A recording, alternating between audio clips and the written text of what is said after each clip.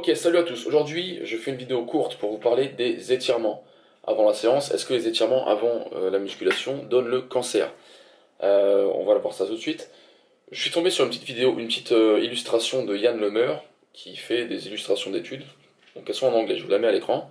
Ça s'appelle Muscle Stretching, Performance, Range of Motion and Injury Incidence. Donc les étirements, performance, amplitude articulaire et conséquences, enfin incidence sur les blessures. Il nous dit que les étirements statiques et le contracté-relâché, on va dire, ont une influence faible à modérée sur la baisse de performance.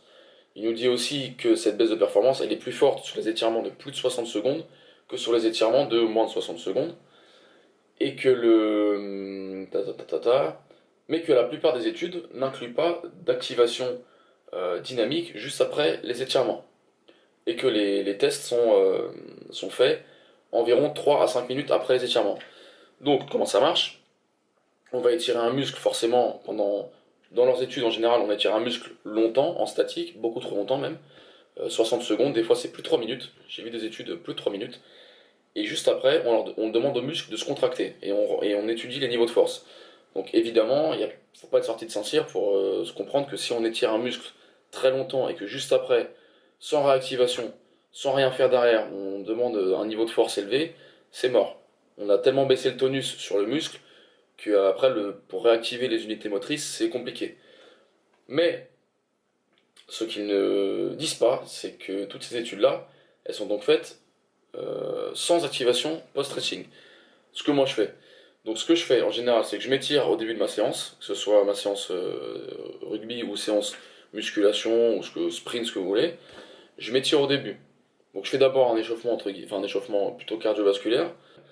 Ensuite je m'étire entre 5 quand j'ai vraiment pas le temps, jusqu'à 30-40 minutes.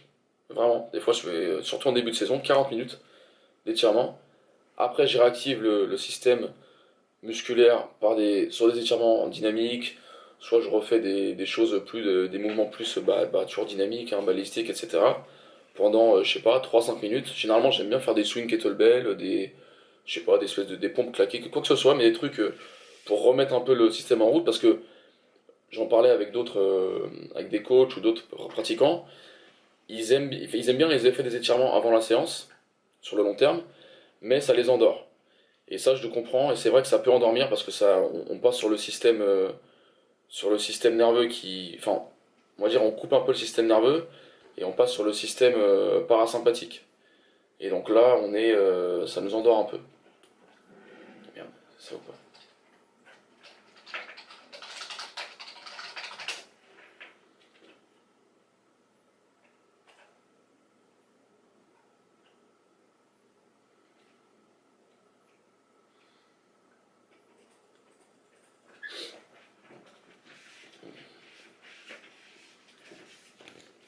Voilà.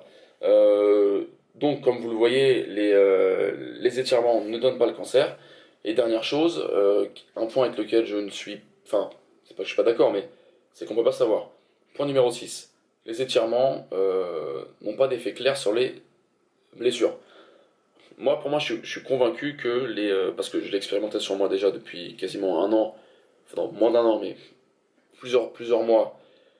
Enfin bref, moi personnellement, je suis convaincu de façon empirique par mon expérience et celle d'autres personnes et des lectures que j'ai eues de coachs, etc., qui ont eu eux des résultats avec. Pour moi, les étirements permettent de réduire les blessures par plusieurs mécanismes que je vais pas m'étaler ici, mais ça permet euh, d'avoir une meilleure tolérance, pardon, d'avoir une meilleure tolérance articulaire. Ça permet d'avoir un retour direct sur l'état du muscle.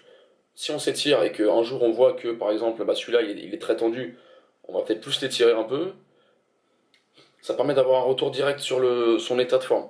Un jour on va arriver à l'entraînement, on va s'étirer un peu le quadri, je sais pas, on va sentir qu'il y en a un des deux qui est beaucoup plus tendu.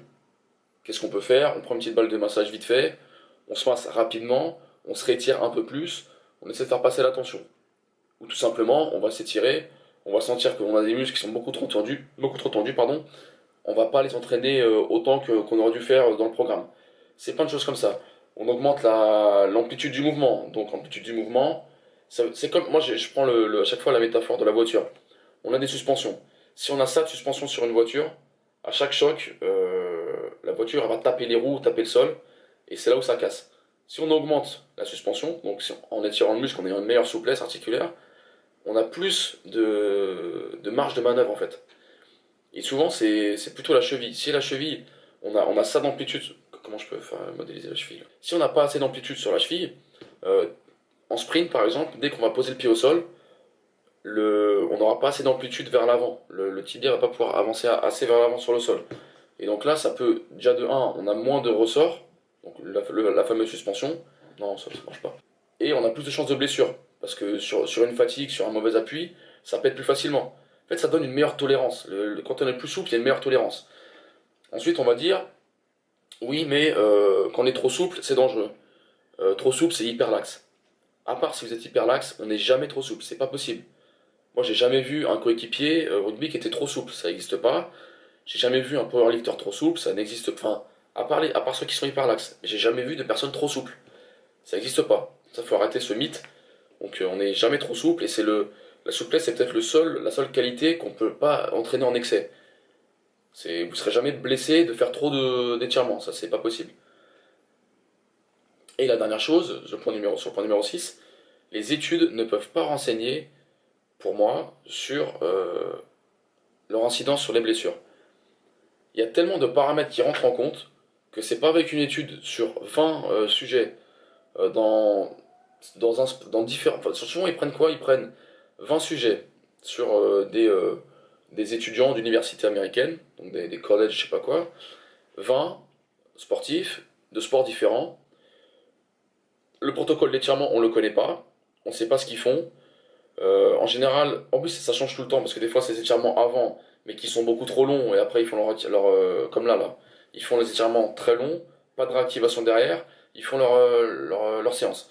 Des fois c'est des étirements en post-training qui sont pour moi pas très utiles, surtout si on n'a pas fait l'étirement avant. Les étirements, enfin bref, c'est un autre sujet, les étirements après l'entraînement, pas très utiles. Des fois c'est des séances d'étirement dans des séances séparées, donc soit le soir plus tard, soit dans une autre journée off. Pareil, l'utilité n'est pas la même. Là, on n'est pas vraiment sur le gain d'amplitude, on est plus sur redescendre le tonus musculaire, entre guillemets de la récupération, c'est limite une séance pas de méditation, mais voilà, de repos, voilà. C'est une séance comme un massage un peu. Donc on sait jamais. Ensuite, les paramètres. On sait jamais, les sports sont différents, les blessures, comment quantifier les blessures? Est-ce qu'on prend tout en compte? Est-ce que si c'est un sport de contact, est-ce qu'on prend en compte les blessures de choc? Il y a trop de paramètres, on peut pas savoir. Et surtout, en général, c'est pas assez long. L'étude apporte peut-être sur une saison, alors qu'il faudrait que ça porte sur plusieurs saisons.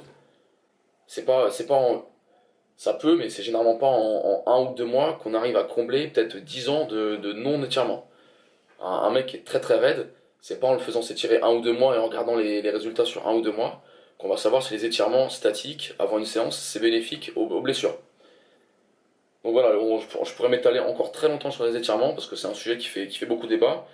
Et si vous avez un avis sur les étirements, donnez-les nous en commentaire. Et moi je finirai sur un truc, essayez, c'est tout, essayez. Moi les études j'en lis beaucoup, mais c'est pas pour autant que ça va changer ma manière de penser. Donc j'avais lu plusieurs coachs qui conseillaient les étirements avant la séance. Et je l'ai fait, et j'ai eu des bons résultats. Donc je garde les étirements avant la séance, je vous conseille de le faire, essayez-le pendant 1 mois, vous vous étirez sur les muscles sollicités bien sûr, sur les amplitudes que vous voulez. Vous faites du squat, vous allez vous étirer la cheville et les hanches, comme il faut, et donnez-moi vos résultats. Vous faites ça au moins un minimum 2 mois, hein. Vous ne faites pas ça une semaine, hein. Vous faites ça 2-3 mois, avant votre séance, étirement, au moins 10 minutes, grand minimum, et on voit les résultats.